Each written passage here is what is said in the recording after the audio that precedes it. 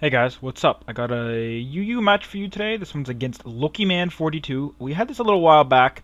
I actually kind of played pretty badly, but I wanted to show you this for another reason, and you'll see that later. So anyways, let's go to the match. We both switch out from our leads. I guess he was expecting me to be sashed, and I was expecting him to want to attack me.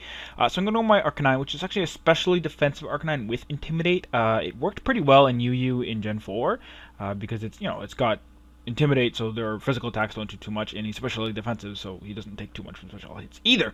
Anyway, so I'm going to Will-O-Wisp him while he goes for his Stealth Rocks. I'm going to hit him with a Fire Blast, and that's going to do a nice chunk despite me having no investment and him resisting it. He's going to miss with the Rock Blast, which wasn't too big a deal because I'm going to miss with the Fire Blast here, and he's going to set up the Sunny Day. Judging from his team, I was sort of expecting a Sunny Day team, but I wasn't expecting Rhyperior to have Sunny Day.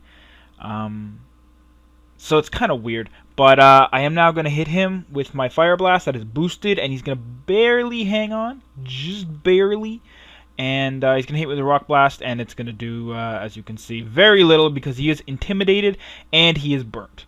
So, yeah, he did about 13% there because, once I get 2 lefties gain, I'm not going to be back at full health. So it's about that much damage. Anyways, he's going to come in with his Tangrowth, and I'm going to make a huge mistake and let my Arcanine go to sleep because Arcanine really can take fire and grass moves. The only thing he can't really take is Earthquake, but he doesn't really have Earthquake on his team from what I could tell, so he would have been really great to not put to sleep. I probably should have just went up to Shaman and used Natural Cure and shit. I also I remember when I was picking this team, I wanted to bring my defensive Shaman, but I hadn't actually made one at the time, and I was too lazy to make one, so I brought this one, which didn't really help me here. I'm going to go for the HP Fire, which is stupid because it's obvious that he'd switch out to Typhlosion.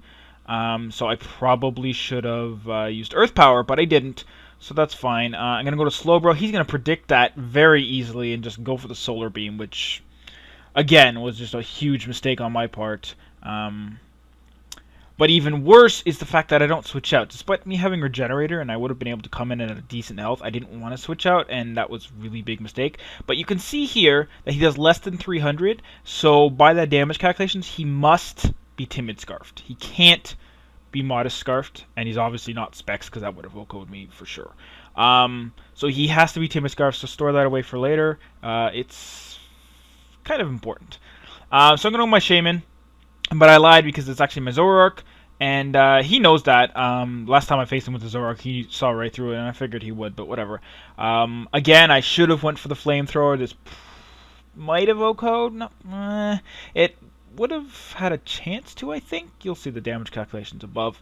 But I decided to be safe, and that cost me a lot in this battle, being safe so much. So I'm going to go Flamethrower here while he gets up his Sunny Day, and he does have Heat Rock, so his Sun is going to last for 8 turns.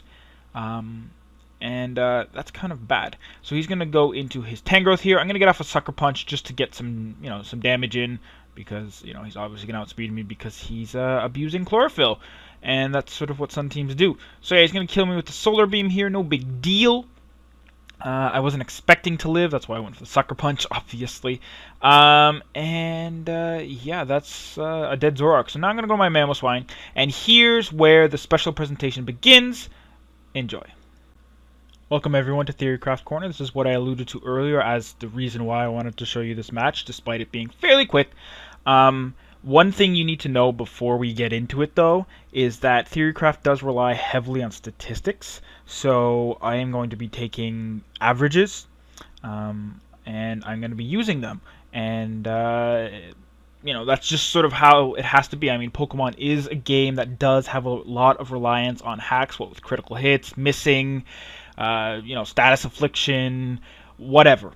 But, as I said, if you ran this battle 1,000 times, the average is what's going to come out. So that's what I'm going to play to. I'm going to use this as a way to sort of show you what would happen as expected. I'm going to give my opponent the benefit of the doubt and give him what I can see as the best plays. And so let's get into it. So here you see my Mamoswine's going to come in, and he's going to Ice Shard his Tangrowth. He's about 43-44%, judging from the Life Orb damage he just took, how low it was. Anyways, so that should do enough to kill him. So Tangrowth dies. Typhlosion comes in because he has the biggest threat to my entire team because he's in the sun. He's got a Stab, Fire Blast. He's Scarfed, so he outspeeds everybody. And yeah, like I said, it's just the best option I can see at this point. So he's going to hit me with a Fire Blast, but I'm going to switch out to my Arcanine. That's going to be a 3-hit KO because I am, like I said, specially defensive. Even if I assume that Arcanine does not wake up at any point, then he's still going to take 3 hits to move, to kill him, which is important. Shaman's going to come in. Shaman's going to get utterly destroyed by that Fire Blast, which is no problem. And then Gallade's going to come in. Here is where statistics really kind of sucks because there's a 60% chance that one of those 4 Fire Blasts he hit would have missed, which is not too big of a deal. If one of them did miss, the sun would be over, and this next Fire Blast on my Gallade would not be enough to kill me. However, if he doesn't miss, then there's a 1 in 5 chance. Or not 1 in 5. I need a 1 in 5 Fire Blast miss, which is a 75% chance on my Gallade, which would be even better because Gallade would be still at full health. So like I said, I'm gonna say that the statistics work out so that he misses at least one of those 5 Fire Blasts. It doesn't really matter which one, as long as he misses one of them. At this point, I'm gonna Stone Edge his Typhlosion. It's gonna kill him. It's gonna 2-hit KO anything else he decides to bring in. And I'm faster because I'm Choice Scarfed. As you can see at the bottom, I included a bunch of statistics. Some of them I'm not sure of, but again, I made some assumptions based on what sort of makes sense. You wouldn't want to see, a max defense Heracross or something like that. So anyways, like I said, I Stone Edge his Typhlosion. He dies easily. I go out to my Mamoswine, despite whatever he switches in, just to die. If he switches into Victory Bell, then I can even Ice Shard him, assuming he doesn't kill me because he can't get the Solar Beam off. And his Weather Ball is not going to be Fire type because the sun is out, and I'm faster than him anyways. And if he goes into Heracross, I'm also faster than him, so I can get a hit off, assuming he doesn't go for the close combat, which is probably... It doesn't matter. Like I said, best case scenario for him, my Mamoswine dies on the switch in. That's fine, because I'm going to go back to my Gallade, I'm going to Psycho Cut, it's going to definitely OHKO Victory Bell, and it's going to probably kill his Heracross. And like I said, we got to rely on statistical averages, and since it's around 70% chance to kill, I mean, it's 11% above, 7% below, so yeah, it's 65-70% chance to kill. I'm going to say that kills, and that's a 1-0. Even if it doesn't, that's a 1-0 for him. That's a lot closer than what's going to happen now, as you're going to see.